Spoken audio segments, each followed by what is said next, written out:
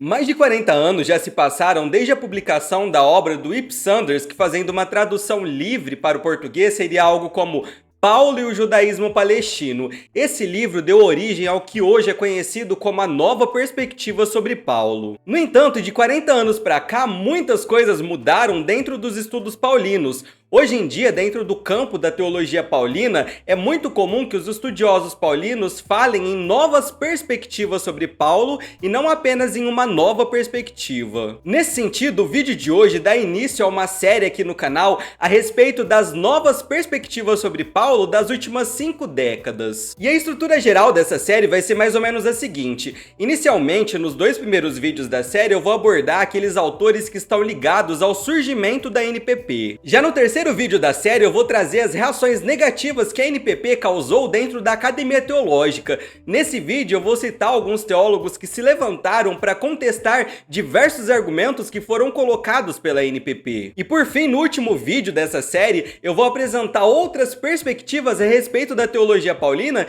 que não são tão faladas aqui no Brasil, como por exemplo, a perspectiva da narrativa intertextual do Richard Reis, a perspectiva apocalíptica do Louis Martin e a perspectiva social científica do John Berkeley. E na minha concepção, esse último vídeo será o mais bacana dessa série, porque muitas vezes focamos tanto nesse debate entre a perspectiva tradicional e a nova perspectiva sobre Paulo, que acabamos nos esquecendo que existem outras ideias a serem observadas e ponderadas dentro do campo dos estudos paulinos. E se você está chegando no canal pela primeira vez, seja muito bem-vindo, seja muito bem-vinda. Eu me chamo Daniel e por aqui eu sempre trago diversos conteúdos relacionados à Bíblia e à teologia. E se você se interessa por esse assunto, já se inscreva no canal para ficar por dentro dessa série. Dito isso, vamos pro vídeo.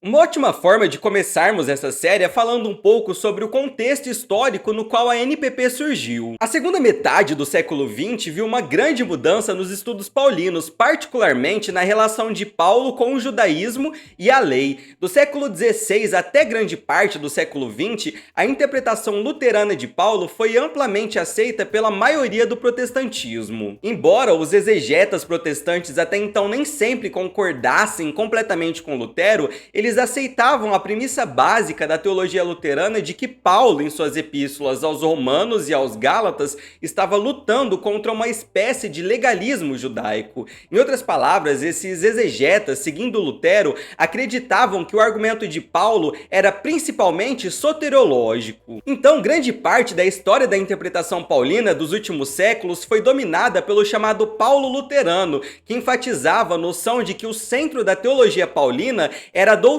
da justificação pela fé. E apesar de grande parte dos teólogos protestantes concordarem com a perspectiva luterana, já no século XX, antes do surgimento da NPP, existiam alguns nomes, como por exemplo o Hermann Ridderbos e o Gerhard Voss, que encontravam no centro da teologia paulina ênfases diferentes da interpretação luterana. O Ridderbos argumentava que no centro do pensamento paulino estava o tema da união com Cristo, já o Gerhard Voss procurava enfatizar os aspectos narrativos do pensamento de Paulo. Isso é muito interessante, porque tanto Ridderbos como o Gerhard Voss eram teólogos reformados que destoavam da perspectiva luterana tradicional. E eu utilizei esses dois nomes apenas para exemplificar que antes do surgimento da chamada NPP, já existiam outros teólogos evangélicos que enfatizavam outros pontos e aspectos da teologia paulina que posteriormente foram trabalhados por alguns nomes da NPP. Agora eu queria dar um foco em um nome que de vez em quando é citado quando se fala a respeito da NPP,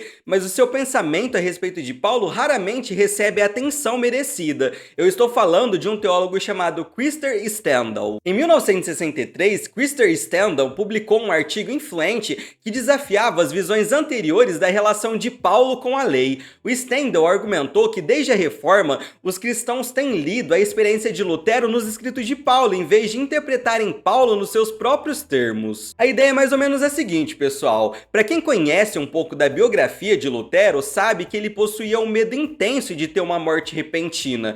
A preocupação dele era que, caso ele não tivesse a oportunidade de confessar todos os seus últimos pecados a um sacerdote, ele seria lançado no inferno e na perdição eterna. Por isso, até o processo da sua descoberta da doutrina da justificação pela fé em Romanos, o Lutero passava grande parte do seu tempo confessando obsessivamente os seus pecados com um medo paranoico de que ele deixasse de confessar algum pecado antes da sua morte. E esse medo, esse terror que Lutero sentia pode ser explicado pelo contexto no qual ele estava inserido. A igreja medieval colocava esse medo da morte, da perdição e do purgatório em seus fiéis como uma forma de controlá-los para que eles pagassem indulgências. E como todos nós sabemos, ao descobrir a doutrina da justificação pela fé, o Lutero se tornou um porta-voz da reforma protestante que bateu de frente com todo esse sistema penitencial de indulgências e de salvação meritória que eram características marcantes da igreja medieval. E ao fazer essa leitura histórica de Lutero, o Stendhal concluiu que Lutero possuía o que ele chama de uma consciência introspectiva,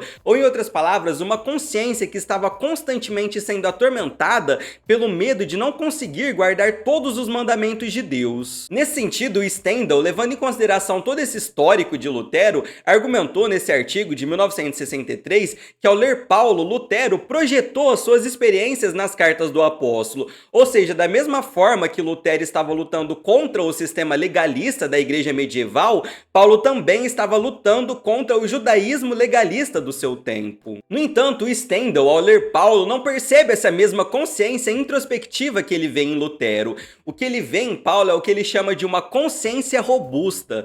Paulo, quando se refere à sua vida antes de conhecer a Cristo, ele não a descreve como sendo uma vida atormentada pelo medo, pelo pecado e por uma tentativa fracassada de guardar a lei. Na verdade, Paulo se via como um fariseu robusto e irrepreensível quanto à lei, conforme ele mesmo fala em Filipenses no capítulo 3. Portanto, para o Stendhal, o Lutero interpretou o contexto de Paulo a partir da sua própria consciência introspectiva e não da consciência robusta que Paulo possuía a respeito de si mesmo como um judeu. Nesse sentido, para o Stendhal, a cisão de Paulo com o judaísmo não foi exatamente uma ruptura, mas em vez disso foi um novo entendimento. O propósito de Paulo, do ponto da sua conversão em diante, seria trabalhar a relação entre cristãos judeus e cristãos gentios, e é justamente no pensamento do Stendhal que nós encontramos as sementes da NPP. Bom, agora nós temos que falar um pouco a respeito de um outro nome, o do Ep Sanders, porque ele é considerado como o primeiro nome mais efetivo a articular o que viria a ser chamado de NPP. Sem dúvidas, o Sanders se apoiou muito no trabalho do Stendhal que a gente acabou de resumir.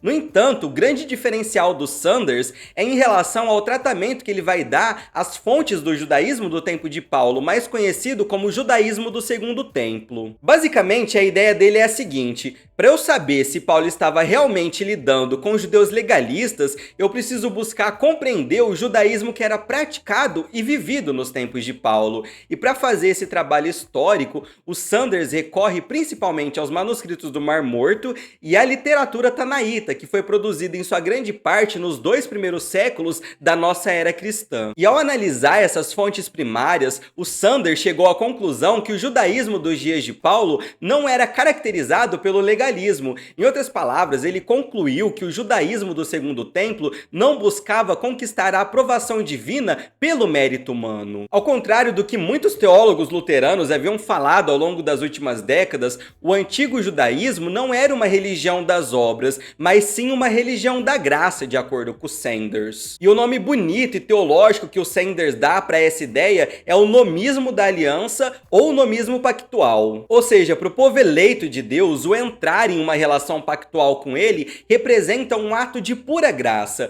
Por isso, a observância à Torá, a lei, era apenas uma resposta de obediência a Deus que garantia a manutenção, a permanência dos eleitos dentro da aliança pactual feita com Deus. Portanto, na abordagem do Sanders, as obras são as condições para permanecer na aliança, mas elas não garantem a salvação, porque a salvação, a entrada na aliança, é um ato exclusivamente gracioso da parte de Deus. Um segundo aspecto muito importante a respeito do pensamento do Sanders para a NPP é a interpretação que ele traz sobre a justificação. justificação. Ele argumenta que para os judeus a justificação significava viver segundo a Torá, e desse modo eles mantinham o seu envolvimento pactual com Deus. Já para Paulo, a justificação implicava a salvação por meio de Cristo e a consequente incorporação daqueles que foram salvos na comunidade do povo de Deus. Então a ênfase do Sanders na justificação não está no aspecto forense da declaração da absolvição de Deus, conforme a teologia luterana defendia, mas a ênfase para o Sanders está na incorporação, na participação em Cristo. O Sanders vê a justificação como uma linguagem de transferência. Segundo ele, o próprio pensamento de Paulo enfatiza a morte de Cristo como algo que nos liberta da presente era má, nos conduzindo para a era vindoura, que foi inaugurada pela morte e ressurreição de Cristo. Nesse sentido, Cristo proporciona uma nova esfera existencial para aqueles que participam da sua morte e da sua ressurreição. Então, para o Sanders, a justificação é justamente essa transferência que acontece quando saímos da esfera existencial do pecado e somos inseridos dentro de uma nova esfera existencial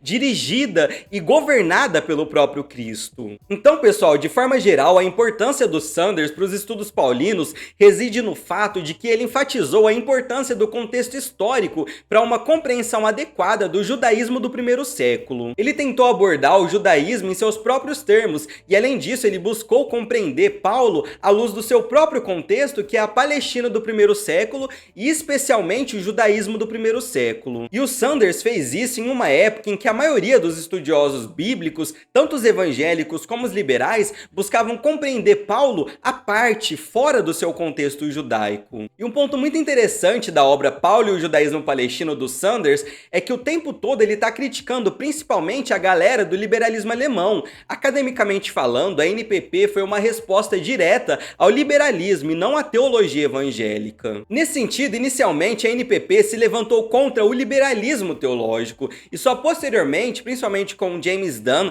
e com N.T. Wright, que esse debate adentrou os ambientes mais evangélicos e conservadores. Mas isso é um assunto que a gente vai estudar em outros vídeos. Essas são as principais contribuições geralmente associadas ao Sanders e ao Stendhal em relação à NPP. Agora eu gostaria de finalizar o vídeo sintetizando tudo que a gente falou sobre esses dois autores em rápidas palavras, só para fins didáticos mesmo e de fixação. Para o Stendhal, Paulo não tinha um complexo de culpa ou uma consciência introspectiva como a de Lutero. Então interpretar Paulo à luz dessa experiência de Lutero é uma postura, historicamente falando, completamente anacrônica. Já em relação ao Sanders, as suas duas principais ideias são as seguintes. A primeira ideia é que o judaísmo não era uma religião de esforço humano ou de obras de justiça, mas sim de um nomismo da aliança, ou seja, guardar a lei era uma resposta à graça de Deus. E a segunda ideia é que o centro da teologia de Paulo não era a justificação, mas sim a participação em Cristo. Então é isso, pessoal. No próximo vídeo nós falaremos sobre o Jimmy Dunn e o N.T. Wright e as suas respectivas contribuições para a NPP. Se você achou esse conteúdo relevante, deixa seu like para fortalecer o canal e se inscreva para não perder nenhum vídeo dessa série. Fiquem todos com Deus e até a próxima!